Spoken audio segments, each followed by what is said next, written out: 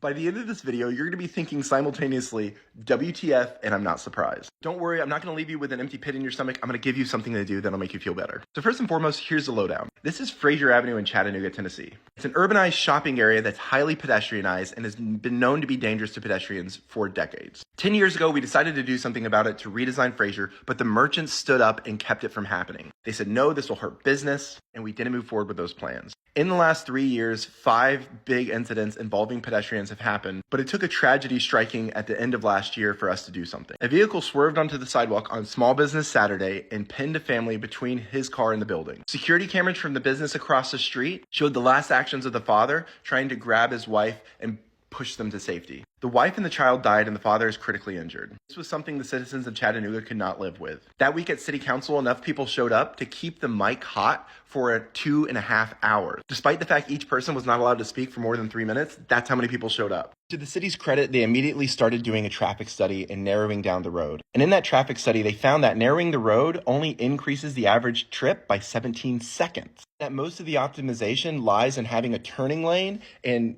timing the stoplight. This was great news, and they revealed that they were going to release the plans to the public to let this public see what they were thinking. This happened last Thursday. If you read the study, you see that the Department of Transportation is heavily in favor of narrowing it down to 3 lanes and creating a pathway for bikes that also creates a buffer between cars and pedestrians. This is pivotal both for the safety of pedestrians and for the congestion factor. You see, if bikes continue to have to share the road, but there's 2 less lanes in which to drive in, this is going to increase congestion, which was the public's biggest concern about changes. So when you read the study, you think, obviously, the options are going to include bike lanes. Thursday night when they announced it, there was one option which included a bike lane and one option which included 8 additional parking spots at the expense of a bike lane. The group that showed up was heavily in favor of option B, the one with a bike lane. So much so that a city official had to tell people, calm down, don't cheer every time someone mentions pedestrian safety. We know your thoughts on that. But there were a few bad actors. They don't represent all the merchants, but a vocal minority who've been outspoken about any changes whatsoever. And one of them said that option A should be favored in part because of deliveries. Now, an official for the city said, wait a second, deliveries? I used to work for UPS, they're gonna deliver here. And he's like, no, I do my own deliveries and I park on the sidewalk, and how am I gonna do that if there's a bike lane there? Like, sir, what you're doing is already illegal. I digress. The room was optimistic and energized until at the very end they dropped a bomb, saying the city is leaning towards option A, without a bike lane. Now let's talk about the state of parking.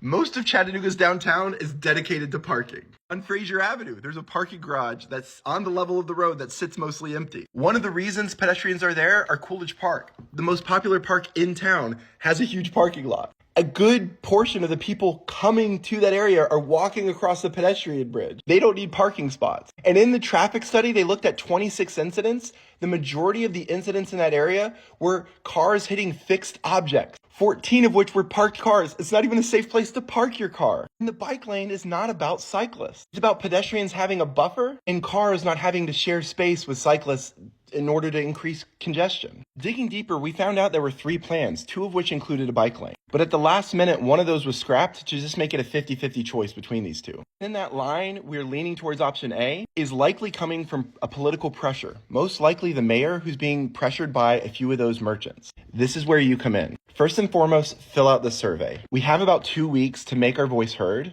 Put that you're in favor of option B, and don't fall for the trick at the beginning where it's like, how much do you love parking? Do you like parking? Do you like to find parking spots? We have enough parking. Department of Transportation recommended the bike lane one and even said there's ample parking in the area. And 8 parking spots are not going to serve the 120 businesses that are there. But you know what could serve the 120 businesses are there? The 9,000 people an hour that this bike lane could facilitate. Oh yeah, they're going to close down the pedestrian bridge, and cyclists and pedestrians are going to have to take either Veterans Bridge or Market Bridge.